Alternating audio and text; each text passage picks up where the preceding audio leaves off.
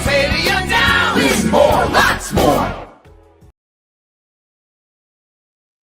What is up, everybody? Welcome to this episode of What's Trainwreck Watching. Jake Micah, joined once again by Paige Valera of Dry Gin Martini. Go follow her over on her Instagram page and her blog, covering all sorts of stuff there. You really do cover it all. You say movies, but you're touching on everything there. It's a great work over there. So, Paige, how are you tonight? We're here to review Materialists, which came out recently. We both saw it. But first, how are you doing on this fine Wednesday evening? Has it cooled off a little bit in Western New York? It cooled off in Chicago today. No, not she's saying It's cooled no. off in Chicago. That's nice.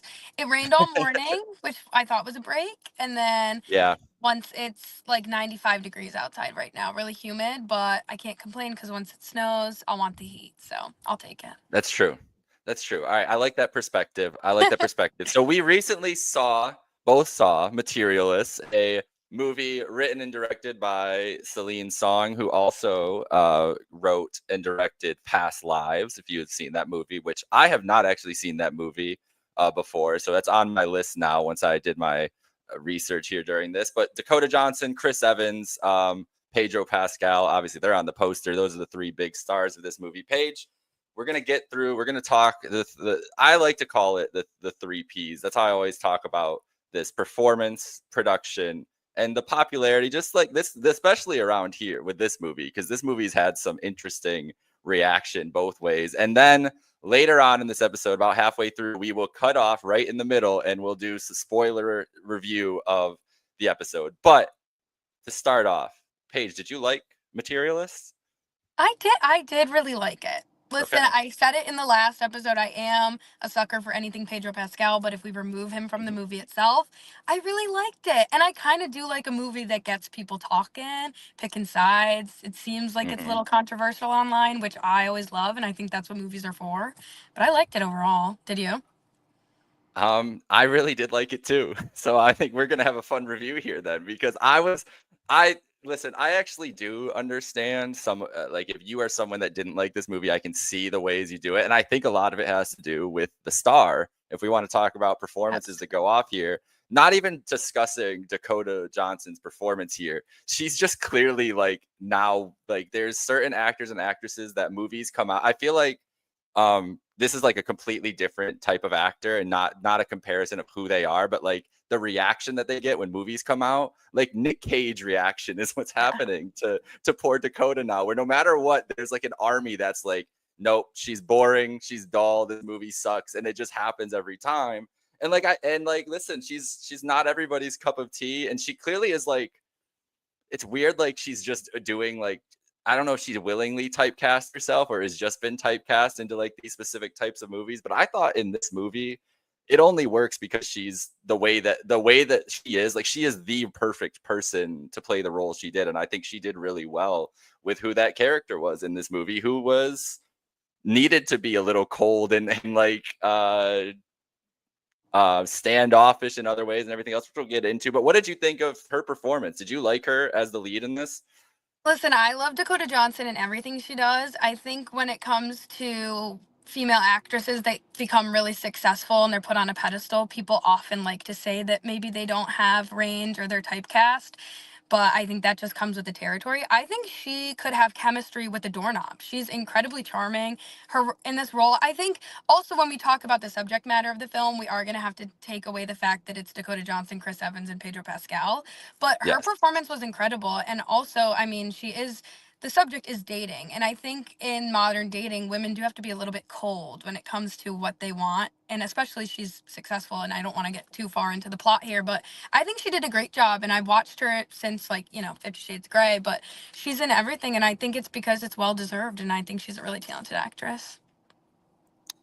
Yeah, I'm really excited when we get into the spoiler part of this to Yeah. talk about the plot and everything about that. But yeah, I think that I agree with you that she's really charming to me. Like, seeing Hmm. her, and this kind of movie was exactly what I want to see. I want to see her like up close, personal, having these conversations, because that's where she like thrives. She thrives in the little micro interactions, and Yes. Celine knew that in this movie. I think it was a strength for her. I don't know if it was a strength for everybody in this movie, but I think it was the point honestly, the way, and this is dipping into production a little bit, I feel like they decided when they made this movie, we have to make Dakota be like the like put her in every position. Like for a sport, like a sports analogy, like we're setting her up with all the open shots. Like no matter what, she's like the focus of us trying to score in this game, like type of thing. Like that's what they did. They set her up every single time she's in there to really hit her strengths.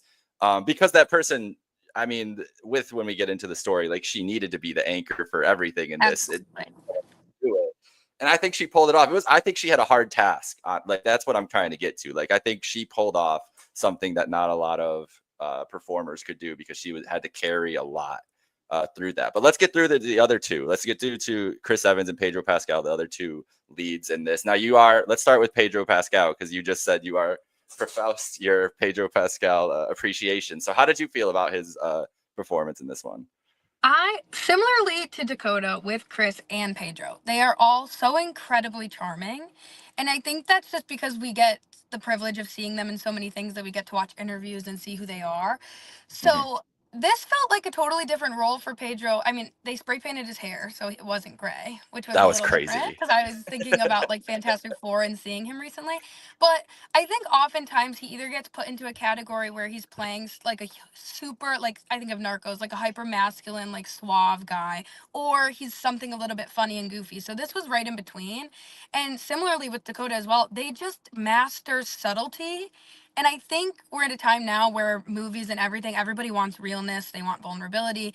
And they did that so well because even in the conversations between Pedro and Dakota's character, they weren't as in depth by any means as her conversations with Christopher's character.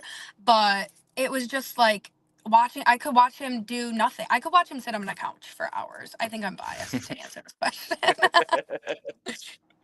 Yeah, that may be a little bit biased, but that's okay. Maybe a That's little. what we're here for. We're here to show emotion, Paige. I want you to Okay, good. express all bias possible. It's encouraged. But yeah, I I thought he did decently in this movie. I don't think they set him up for his strengths though. I don't think that Mhm. he was like the person to be across from her. It just didn't feel like, I don't know. And it again, now part of this is dipping into what the plot is and everything too, but maybe that is also kind of the way they wanted it to appear, was like the I don't know. I'm interested to talk about their dynamic a little further and just and relay the performances into it. I thought he did solid though, but he didn't really. The guy that we were supposed to be paying attention to was Chris Evans this whole time, in my opinion. I thought he like stole the screen every time on this. Like I did love Dakota Johnson's performance, but Chris Evans just like that.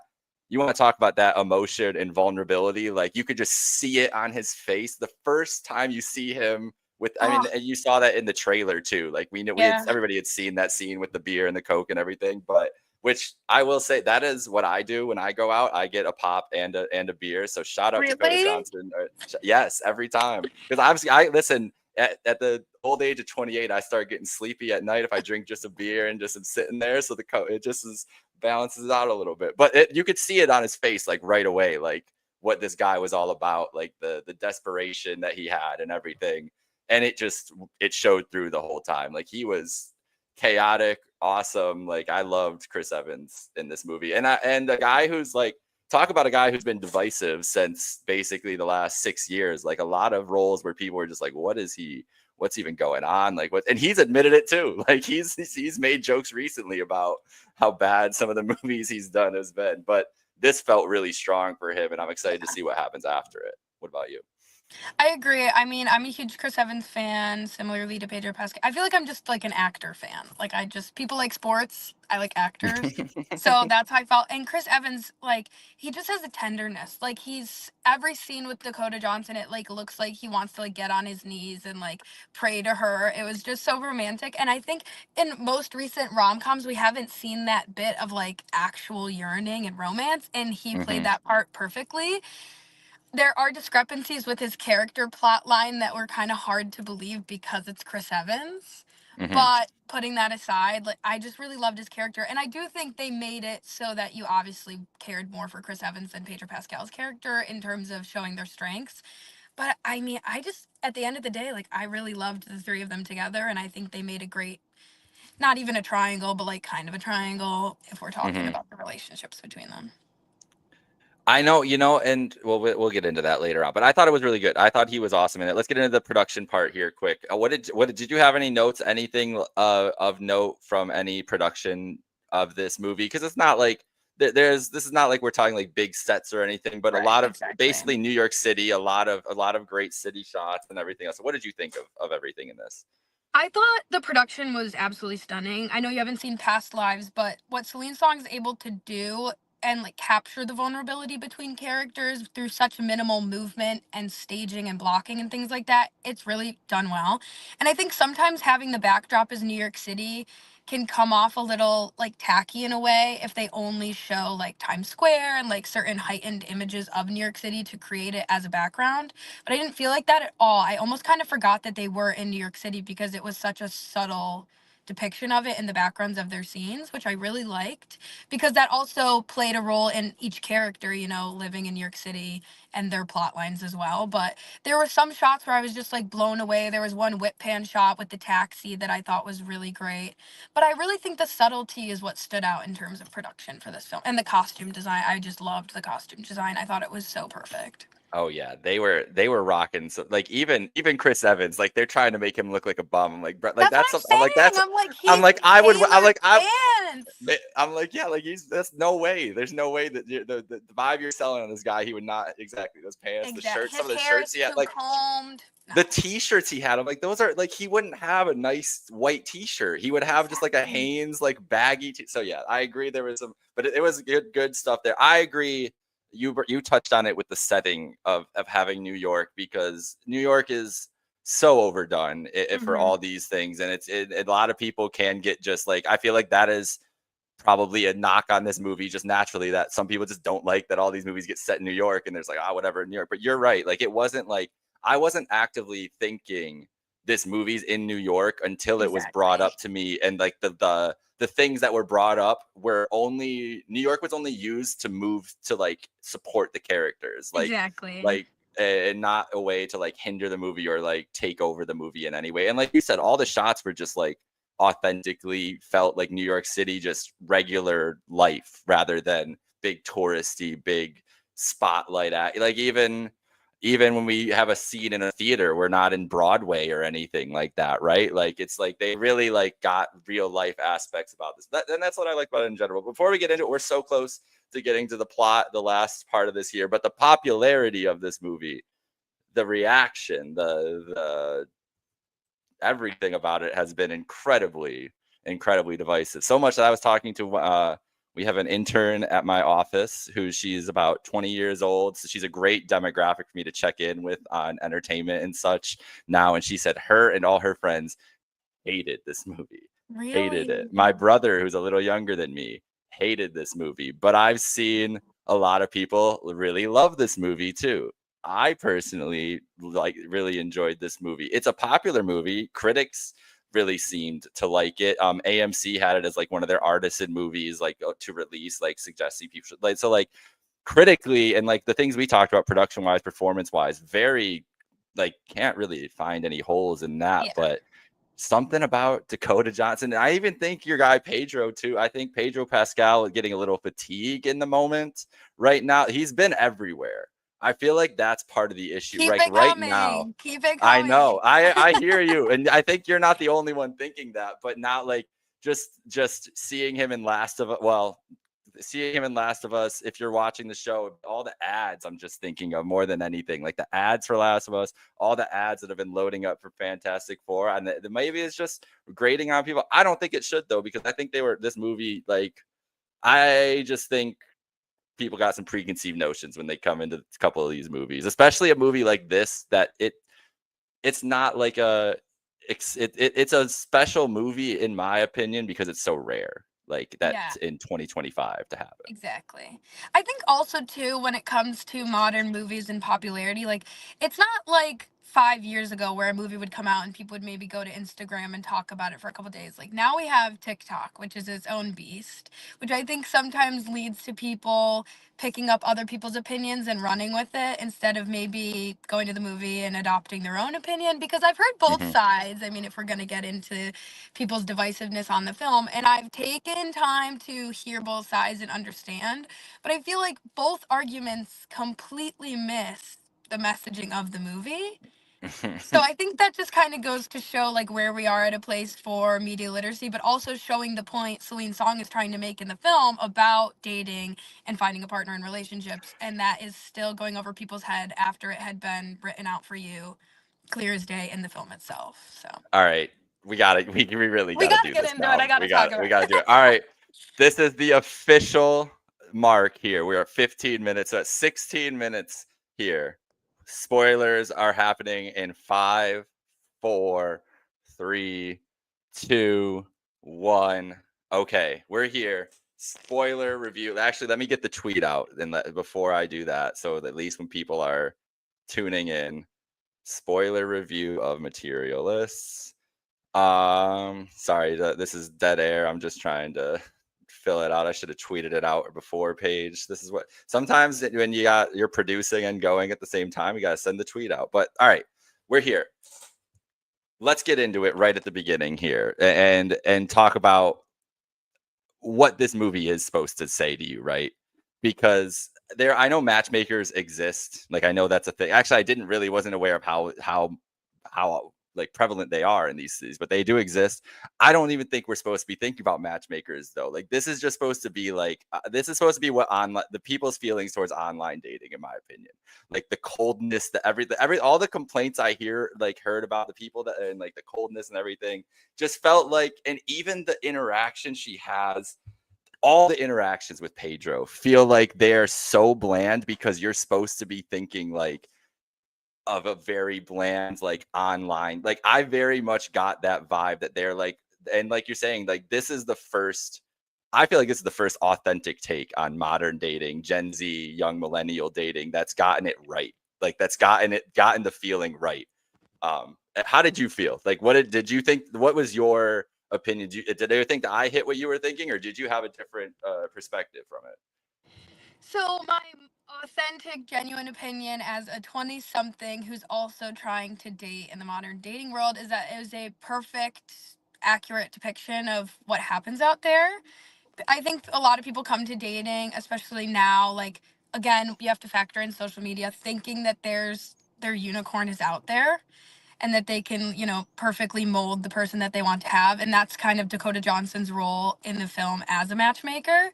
And so her job is to find these people a unicorn. And then when they realize that those are mythical creatures, they kind of like, in a way, are more upset with her than their own approach to dating.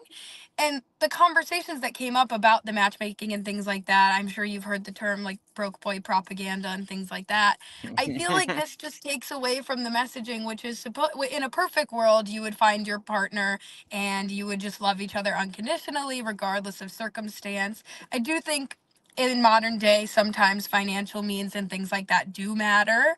But I think the overall consensus people are having is that she settled for something and like didn't pick the other guy. But if we really wanted to get into plot here, like I think there's an obvious reason I that she really want to get chose into what she plot. chose. Like, let's just get into plot here. Let's get into the meat and potatoes.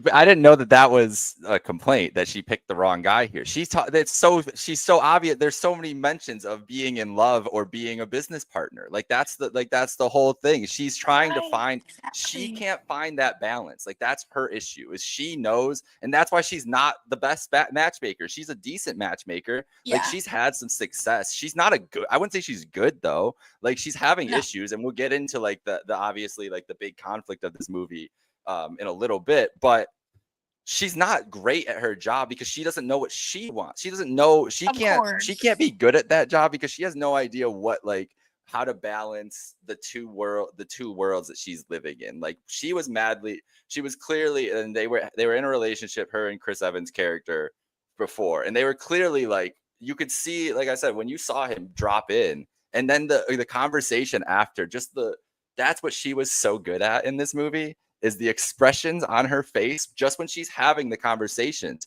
You can tell that she's madly in love with the one man and that she's just like getting along with the other one. Like you can just see it, the way she's talking and the way she's conversing and like the way that they direct. And I agree with you, the way that Celine Song directed this movie and the shots that they did. I love when a director lingers on somebody, like where you're Yes, not, that was. where you I think not, that was a clear I don't tell need to hear. too. Yes, you don't need to hear, I don't need to see everybody speaking. I want to see the person taking in information too. I can hear what they're saying. That's important to the plot. That's fine. But this person's reaction is probably more important than seeing this dude's face, yap in this moment. And she was so good at that in this movie, both ways. But Dakota specifically in this movie, like you could tell immediately. Like I knew right away. I was like, oh, she loves that dude, but this is a business deal. And then he says it like I think I said that to my partner. I'm sitting next to her. And I'm like, they're having a business conversation. Like 10 minutes later, he's like, she's like, we're having a business deal. I'm like, yes, like this is so like, and that's an extreme depiction.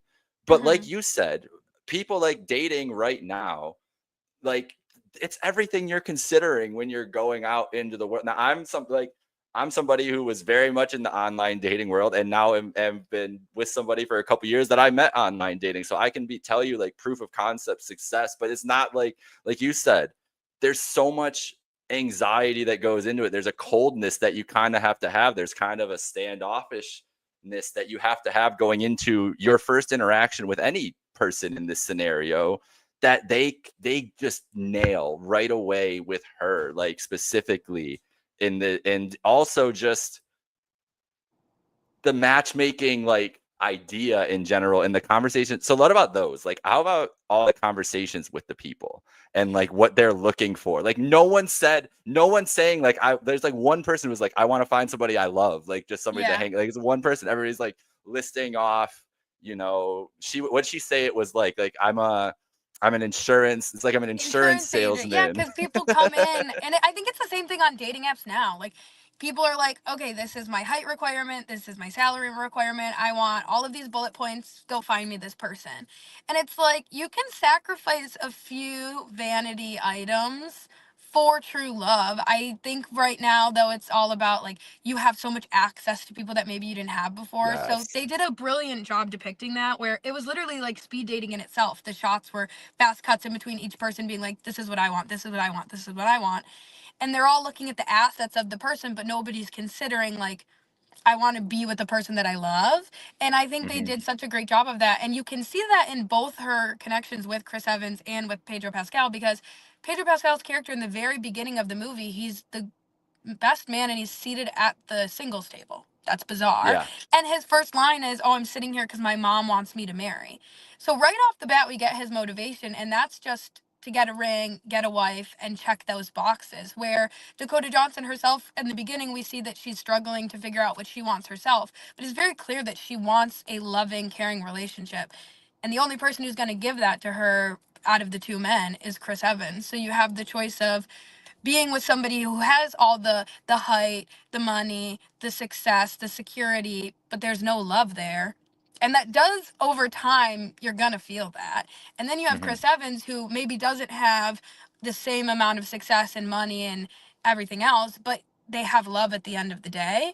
Which, though I have my issues with like the Chris Evans, like, not even choice of Chris Evans, just like his character, because I think most of the argument people have is like, oh, she picked the broke guy. Yes. However, I mean, He's clearly got some more money at the end. broke. He So has more money than we think he does, but also the only issue I had with Chris Evans' character is that in the 10 years since they've been apart, Dakota Johnson has like made a name for herself, has a job. She pivoted from being a struggling actress, where Chris Evans is still doing that. So the only discrepancy I had was like he hasn't really shown change in 10 years, but I did believe that like that was something he was willing to do for her, where I feel like Pedro Pascal's character, as we've seen in the film, like, I mean, how can we miss the height surgery thing? Like, come on. I was so shocked. I had no idea I when was that started so happening. I was shocked like, because wait, how what is unbelievable going is it that Pedro Pascal was 5'6" and no women approached him? Please, that's like that Yeah, was the one right. thing where I was like, even if he was 5'6", like that's why I feel like we have to detach the art from the artist for a second because Hmm. like I mean, after watching the movie, they touch on it so many times about like you should want to find your person, not check off all these boxes. If she were to have picked Pedro Pascal, she would have been going against exactly what she's preaching to the clients she's To everybody. working with. Exactly. Which I thought was possible, because in that there's points in that movie where I'm like, she might just be the villain of her own story, and Right? just And like that would have where been really the end of this interesting could too, be, though. yeah. And I think that they did a good job of like teasing that tension out, but then they made it obvious with Yeah. Chris Evans and everything else. But yeah, his it's it's weird with him because I think that part of it is I think part of it, and it's a little too understated, but part of the reason he's stunted is because he needed her. Like that Right. piece was missing in his life Right. too. He needed her motivation. He needed that. That's kind of why he's still stuck. Then you see they get together, and that's why I have a problem with him calling him broke at the end. He gives the guy a tip when he gets the halal. He says keep the change. A broke dude does not say keep the change. I'm A just broke telling man you doesn't even from tip. A exactly, broke man might not even buy exactly. you dinner. He He might just buy himself exactly. dinner. He might be like, hey, could we split our Hey, anniversary do you mind halal to $20 splitting tonight? the halal? I don't have enough for you. Yeah. Yeah, no. That's what I I'm just saying. He says keep the change. That's the sign and the subtlety of this movie that you're yeah. supposed to pick up on. That he's clearly doing a little better. He's not like on Broadway. They're not living in a penthouse now, but Yes. I they're also living thought there better. definitely had to have been a time jump from like the last scene to the scene where they have their like big talk outside of Sophie's apartment and they decide they're going to be together to when she's on the park bench. There obviously had to have been a time jump because she's being offered a raise after she was just on a 3-week like sabbatical. You wouldn't Yeah. come back from a 3-week sabbatical after what happened in the film. And I do have to wrap up here because I have a hard out at 7:45, but I will say, I just thought like I mean, all the conversation around the film and people being unhappy with it, the only valid thing that I understand people being upset about is the plot line of sexual assault and harassment being used as a stepping stone for Dakota Johnson's character to like develop and evolve. Other than that, I think like the people being upset about her choice over love just goes to prove the plot of the movie exactly, and that people aren't really so much interested in love as they're interested in having someone on their arm so they can check all the boxes of like having a partner, having the engagement, a wedding, a home. And I feel like Celine's song proved that for everybody in the film. Yeah, I do think that the message resonated in that way. But let's get into the conflict of this because that is like it is an important perspective to what the popularity and the reaction of this movie. So she's a matchmaker, as we know, and as we saw, there's a lot of interactions that we see with her trying to set people up throughout the movie. This is not for nothing because we get a call, she gets a phone call she calls one of her clients and asks how a date went, a man, Mark P, and he says it went great, all this other stuff. She gets into work and finds out that the date did not go great, and that so I believe Sophie was the character's name. Sophia. Sophie had been assaulted by Mark P, and that way that they handled it was just not acceptable to anybody, but specifically Dakota's character in this moment, where they wouldn't let her speak to Sophie and even talk to her, someone that she had forged a relationship. Like the nature of the business is like you're becoming their confidant, like you're becoming close to these people to help them. So someone that she felt, Dakota Johnson's character felt extremely akin to, and just wasn't allowed to do anything about it. And just it was just a disgusting way to treat it. In the conversation they had, like, oh, this happens to all our matchmakers if you do it long enough, and just like to not like. And I was like, man, Lucy, like, how are you not aware of that? But maybe like also they just didn't. Like, you should probably be aware of that. But she's also young, and like she's not a know-it-all. She's not like, that's my whole point, is she's not great at this job because she's still naive. She's still young. Like, she's still making mistakes. She's not, they didn't make her a perfect protagonist. She had a lot of problems. Absolutely. And I think this is one of the biggest oversights she had, was not thinking that this was a possible outcome. But also that's not fair to her, because this company is like horrible in the way they're doing this, and to not make that like to top of mind, to really like focus in on that and warn your matchmakers and make it the most priority, was a crazy thing. Like, and a crazy, just, I was not expecting a twist. Like, I thought this movie was going to be pretty paint by the numbers up until that point, and then this twist happens. And it was really like a really poignant moment, and then we find out Well, what was your reaction to this twist and this direction that the movie took? Because it's about the halfway point, and then it really does make a stark uh, shift for how the interactions with the characters go and everything later on. Because at this point, she's still dating. She's still dating with Harry, right? And I believe that she, like, right after she gets the call, goes to see him. He doesn't recognize anything's wrong with her, doesn't do anything. Why is John there? Why does she see John at the bar?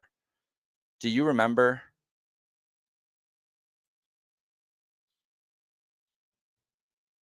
Oh, okay. At Paige, I also can't hear you. So if you have to go though, I see that. That's okay. I will finish this off. Thank you for joining, Paige. Yes, we will be back soon. We appreciate you. She's got to work, so she's just popping in here. But so she sees John at the bar, and John notices what's wrong. And John notices that something's up. So she ends up breaking up. She goes back to Pedro, and we talked about the short king conversation and everything else. She goes back to Pedro Pascal's apartment and goes and speaks with Harry, and she ends up following, just understanding that this isn't right for her. I mean, and it's a tough scene where they have that conversation, but they realize it's a business interaction, like me and Paige were talking about. Like, the whole theme of this movie being that she's got to find, like, the balance between whether she wants to be in love or whether she is just looking for the perfect match in this scenario. But she goes to see John after because she's extremely upset. And they decide to go upstate to go hang out. They go crash a wedding, a beautiful scene where That's All. They dance to That's All by Alan Brandt. And if you've ever seen The Wedding Singer also singing that's what made me think about it first. But they have a beautiful scene together. They you can start seeing the chemistry between the two of them. But then she gets a call from Sophie that Mark P is outside and he's buzzing, trying to talk. So they rush back. Mark P's gone because they're scared away by Lucy and John. Lucy stays there all night, and John waits all night outside for Lucy. And they really have a nice moment, and that shows the dedication that he has to her. Like, he just wants everything with her. He's willing to drive an hour up and back upstate to be with her, to help her, support, and wait outside all night. Who knows what neighborhood they're in? Like, it's crazy at night. It's like 3 a.m. You're just sitting outside waiting for her. Maybe he was in the car too, but it was a great movie. And Paige, we tried to get this in before Paige had to go, but she had to go out of there. But we both really enjoyed this movie. I would say go out and see this. Go see it with a group of friends, or go see it with your significant other. Have a good time. It's thumbs up for me. I enjoyed it. It's divisive. I think it makes you think. It's not like a fun movie the whole time, but it's enjoyable. It's some really great performances, some really great acting. We'll be back next week. F1. We got F1 coming out this weekend. So we'll be back to talk F1. We've got Jurassic World coming, Fantastic Four, Superman, a whole more bunch of movie reviews coming. So stay tuned here to What's Trainwreck Watching. Thank you to Batavia Downs, our presenting sponsor here. Shout out Batavia Downs. Have a great night, folks. We'll be back next week. See you.